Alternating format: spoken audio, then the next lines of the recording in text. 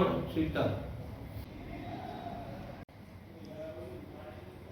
મારું નામ શીતલ રાઠોડ છે અને હું સૌરાષ્ટ્રના નાના એવા ગામ ભાટિયામાંથી આવું છું અને શ્રી શારદાપીઠ કોલેજમાં ના 3જા વર્ષમાં અભ્યાસ કરું છું અને છેલ્લા 3 વર્ષથી હું એનસીસીમાં જોડાયેલ છું અને એનસીસીમાં આવ્યા પછી મને ઘણું બધું ડિસિપ્લિન અને યુનિટી એ બધું છે ને શીખવા મળ્યું છે અને મારા પરિવારમાં માતા પિતા નથી અને જે કંઈ પણ છે તે કાકા અને કાકીના સહારે હું અહીં સુધી પહોંચી છું અને શારદાપીઠ કોલેજ વતી અને ડૉક્ટર અને કેપ્ટન પી.કે. વણકર સર થકી હું અહીં સુધી પહોંચી છું।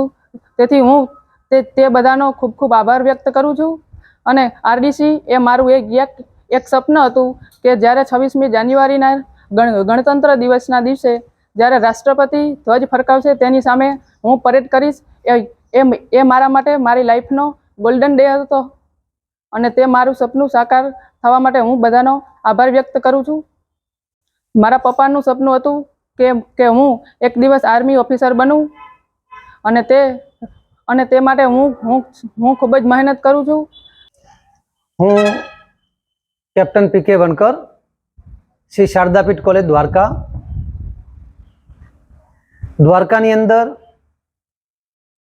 જે એનસીસી એક્ટિવિટીઝ ચાલે છે, જે અંતર્ગત ચાલુ વર્ષે 26 જાન્યુઆરી 2025ના રોજ દિલ્હી ખાતે યોજાનાર રિપબ્લિક ડે પરેડની અંદર એનસીસી કેડેટ્સ રાઠોડ શીતલનું જે સિલેક્શન થયું છે એ દ્વારકા અને કોલેજ માટે બહુ ગૌરવની બાબત છે।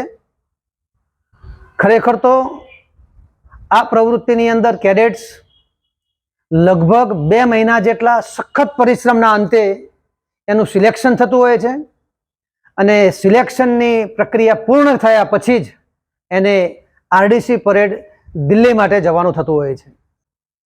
દ્વારકા શારદાપીઠ કોલેજની અંદર લગભગ 1965થી આ એનસીસીની પ્રવૃત્તિ ચાલે છે અને એ પ્રવૃત્તિ અંતર્ગત ભૂતકાળમાં પણ ઘણા બધા એનસીસી કેડેટ્સે દિલ્હી સિવાયના પણ સારા એવા કેમ્પોની અંદર કોલેજનું નામ ઉજાગર કરેલ છે।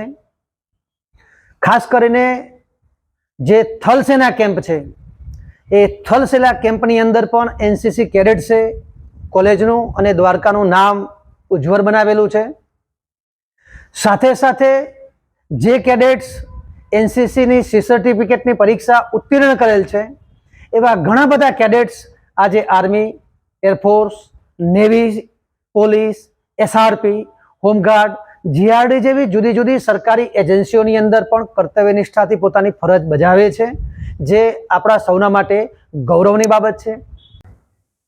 Shri Sharadapeeth arts, commerce and college of education Dwarka 1958થી કોલેજની સ્થાપના થયેલ છે અને ત્યારથી જ એનસીસીનું યુનિટ જામનગર સાથે અમે જોડાયેલા છીએ અને એનસીસીના યુનિટમાં 55 વિદ્યાર્થીઓ દર વર્ષે એનરોલ થાય છે અને અત્યાર સુધી શારદાપીઠ કોલેજના એનસીસીના યુનિટમાંથી ઘણા બધા વિદ્યાર્થીઓ મિલિટરીમાં, સાથે સાથે પોલીસમાં અને અન્ય જગ્યાએ જ્યાં કોટા છે એનસીસીનો ત્યાં સારી જોબ ઉપર સિલેક્ટ થયેલા છે।